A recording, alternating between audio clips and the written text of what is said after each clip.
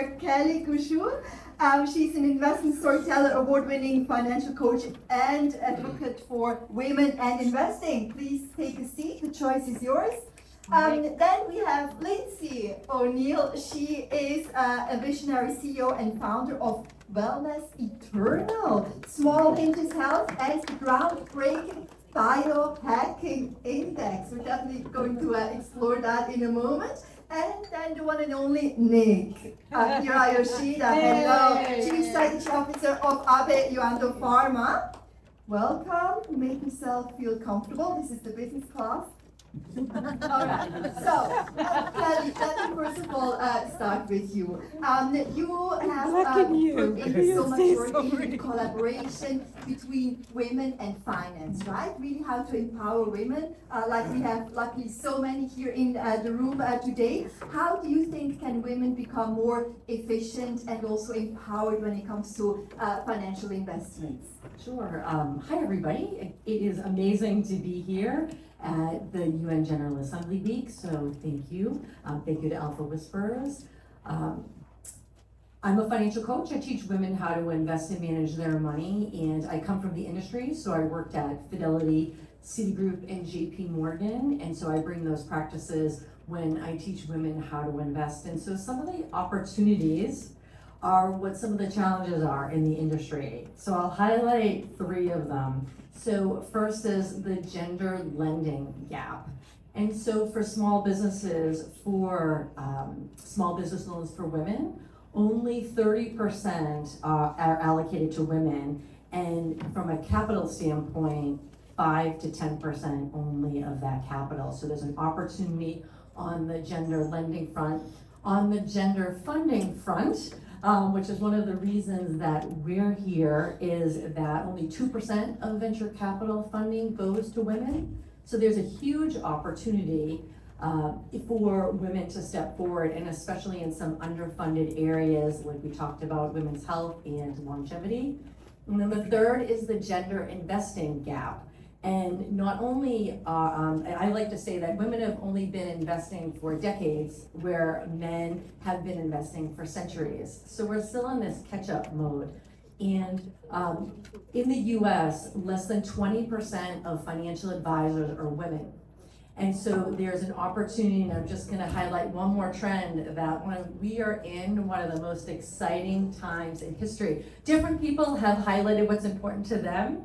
For me, by 2030, women will take control of 65% of investable assets in the US, 50% globally, and we're not really talking about this, right? Some people, this may be the first time they're hearing about it. And so women's financial power, we have the opportunity to make improvements in some of these key areas, and especially on that venture capital side, where we want to see more women investing in these innovative companies to create this change. Let's do it. Now, Lindsay, you have such an amazing background. You wear a lot of hats, right? You're a thought leader in nutrition, wellness, biohacking, longevity. But what stood out to me was that you're a Harvard certified culinary medicine chef. So maybe next menu we can join you when you cook for us. Tell us a little bit, what is your ideal collaboration between science, medicine, and nutrition, and in which direction are we heading? Thank you for that, and thank you, Janet. This has been an amazing day. I have a very similar story to Annabelle, although I am not a biologist. I am just a New Yorker who grew up in the tech world. So I got into the tech industry in 2001 in the nascent stage of the business. And what I found is that health and healthcare is kind of in that same stage right now. There's a lot of innovation, there's a lot of new exciting things that are happening, and not a lot of regulation. And so when I had my biggest year in the tech industry, I made over $1 million in 2013 during an IPO. I thought that I was at the height of my life, and I was very disconnected from everything, from myself, from God, from my purpose. And it was at that time that I actually got pregnant with my third daughter, and I was hit by a car when I was 7 months pregnant. And I had to go through the physical repercussions of what happened to me after that, but also my daughter started to get sick. And when you're living in New York and you have a lot of access to a lot of things and you're making a lot of money, you think, well, you know, I can just find the right doctor or the right drug or the right thing to get her better. And that didn't happen for me. I had to search high and low and spend almost all of my money and all of my time figuring out how to get this child to be better. And I ended up happening on this cutting edge technology, some might call it a med bed, which combines pulse electromagnetic frequency, molecular hydrogen, and nasal cannula, and guided meditation, breath work, photobiomodulation, and vibroacoustic pulse, all in one bed. And I put my 8-year-old daughter into this bed, and she came out 30 minutes later, and the first thing she said to me was, "Mom, I'm not supposed to be the sick kid anymore. I'm supposed to be the healer." But it took me so long to find that. And I didn't even know, actually throwing her into this bed, I turned to my mom and I said, "Am I really doing this? This thing looks like a time machine from Mars." But it is safe and efficacious, and I have done a lot of research into these different modalities that are cutting edge. And the reason that I created the Biohacking Index is because there's so much out there. Where do you start? So it's verification, it's trustworthiness, and it's also the amplification of these amazing solutions that really need more mainstream knowledge and awareness. And I believe your daughter is now 10 years old and a certified Reiki master. Yes, she's level 2. She wants to be. That's cool. Nick, now you've launched several finance, Web3 companies, Yes. tech ventures across Asia.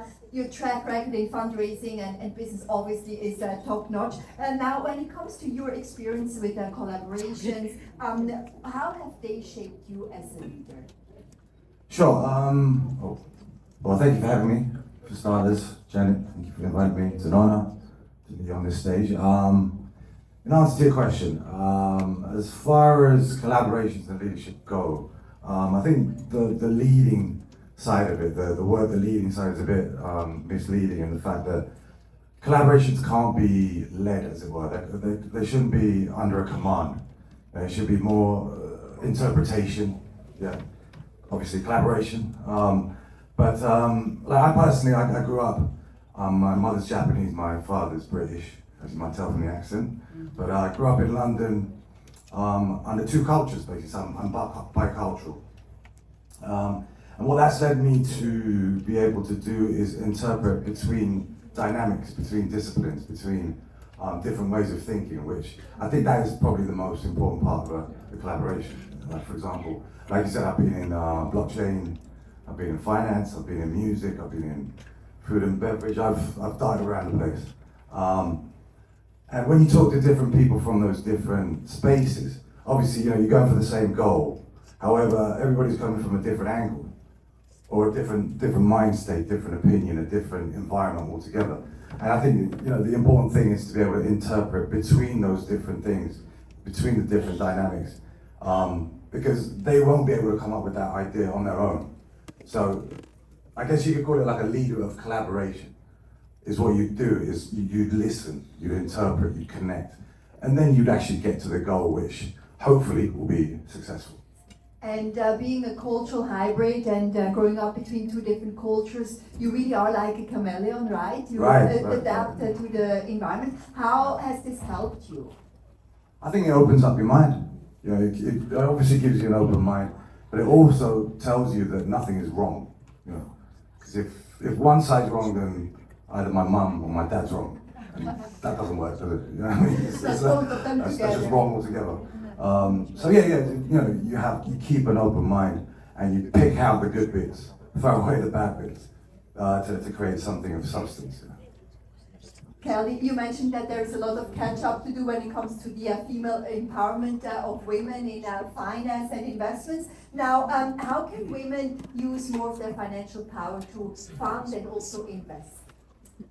Sure, and I'll just share a little bit about my background, that I spent 3 years working in Shanghai and 1 year working in Hong Kong. So I also have an international background that helps in thinking kind of bigger picture about some of these issues and thinking about financial empowerment for women globally. And so grateful to be here at the UN. The Sustainable Development Goal number 5 is on women's equality. And so there are opportunities with this financial power that is coming towards women, is to make improvements in some of the areas that I talked about, some of these gaps that exist, the gender lending gap, the gender funding gap, and the gender investing gap. And first is the idea of making your money work for you. And so it's important to have more financial education because again, women are in catch up and even understanding how investments can make their money work for them. And then this idea of there's collaboration with maybe some of the systems that are going on, but we really need disruption. And we really need new systems, and we need collaboration on implementing new systems for some of these improvements.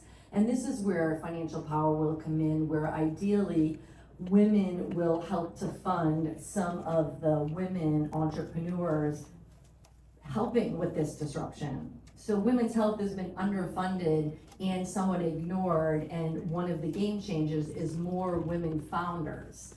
And the idea is that with more financial power, women can support women founders in creating some of this disruption.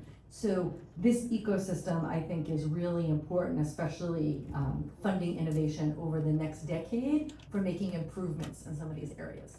Amazing. I love the hashtag women supporting women a lot, but Yes. it's about women empowering women, right? That's the better hashtag to use. Now, Lindsay, you have already teased the Biohacking Index. I'm just, I guess, as interested as everybody here in the room in learning more about it, and how do you incorporate AI and big data? Thank you. So I love that you are all about not just supporting but empowering women, because I have 4 daughters. So I have 3 that I gave birth to, and then a bonus daughter. I have 10 sisters and 1 brother. He's the one guy out. But when I was originally entering into the biohacking world and the longevity space, I went to the Biohacking Conference. Dave Asbury hosts the Biohacking Conference every year. And I walked around the show floor, and there were hundreds of companies that I had never heard of before, doing lots of different things that I had never experienced. And I thought that this is a real opportunity, not only in industry, right, to capitalize on an industry, but also to help as many people as humanly possible.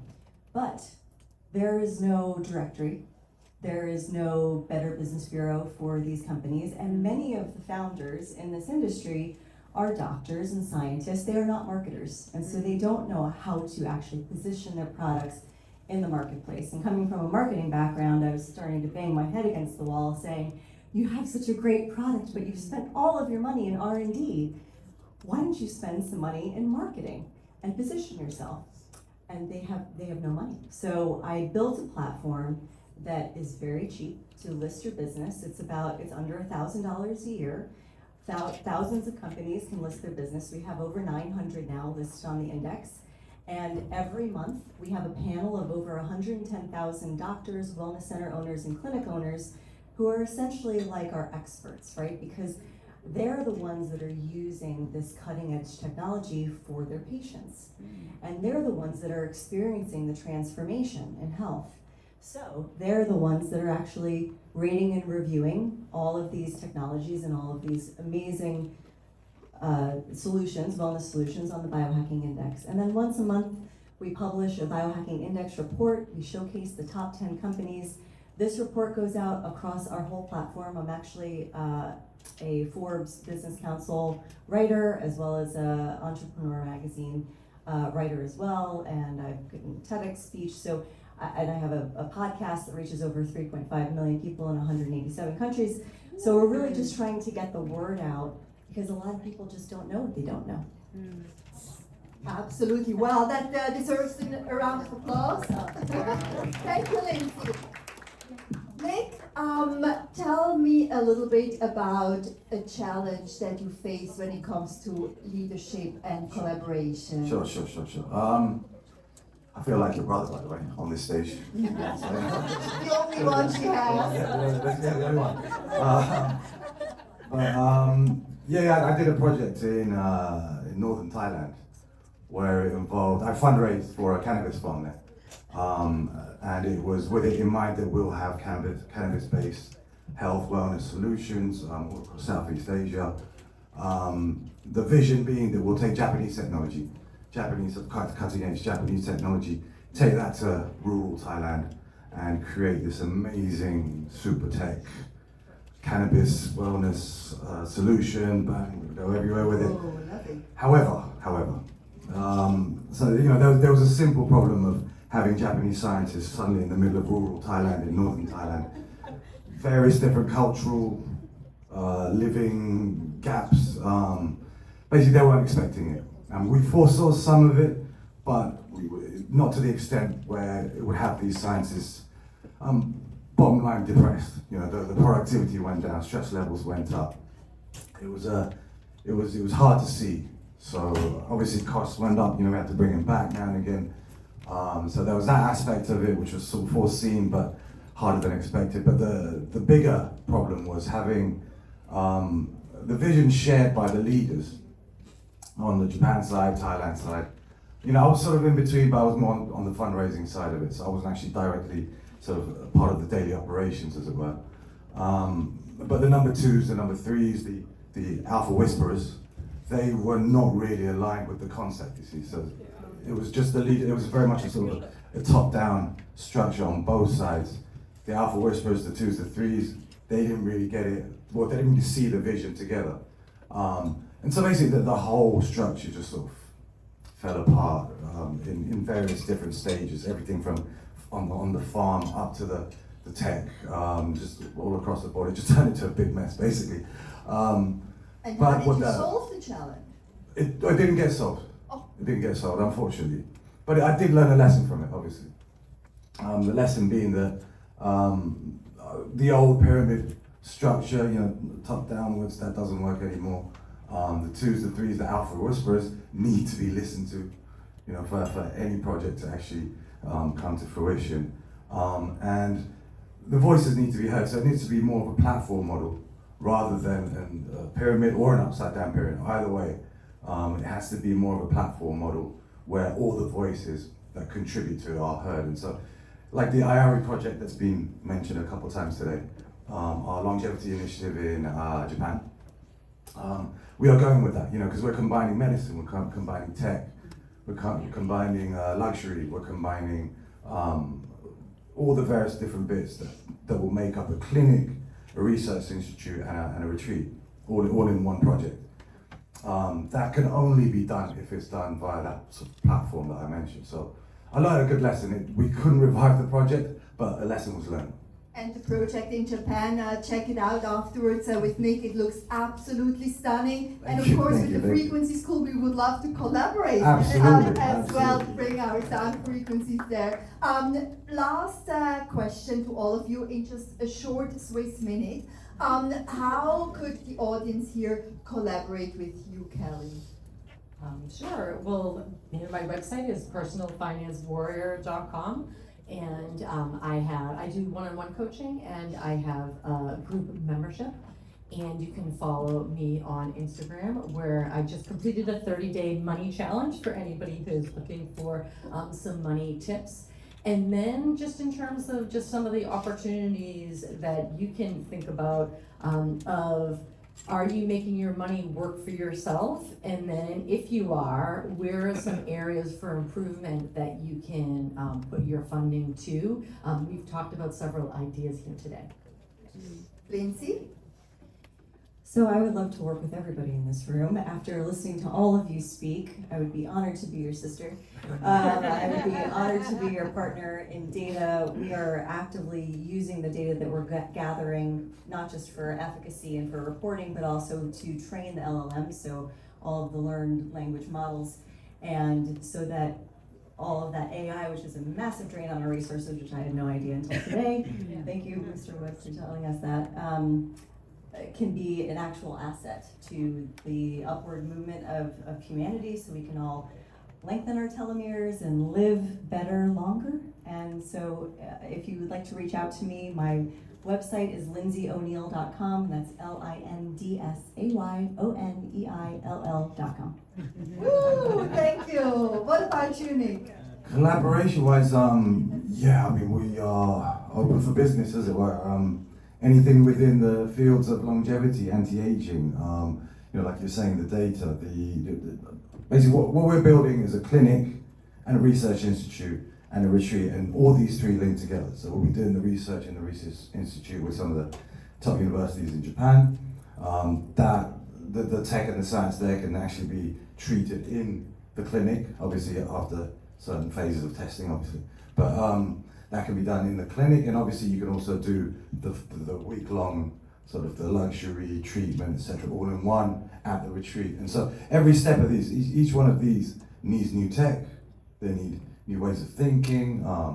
Like, you know, like the frequency school, for example. At the moment, we didn't even think, you know, sound frequencies could be something that heals. So definitely, that's something we need to be incorporating into our project. But apart from that, you should go and check out YOANDO.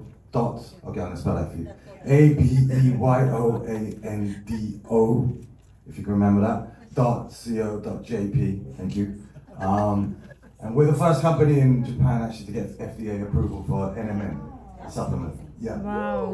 Congratulations. So you can start with rejuvenating yourself with a bit of the supplements, and then let's talk about tech and other ways to collaborate for the IRE initiative. On this note of collaboration, we're going to wrap up this panel, but as we said, let's disrupt, let's break down barriers, silos, let's go horizontal, all work together. This is definitely the most exciting time and era of our lifetime, and probably of man and womankind as well. So with that, give it up for Kelly, Lindsay, and Nick. Thank you.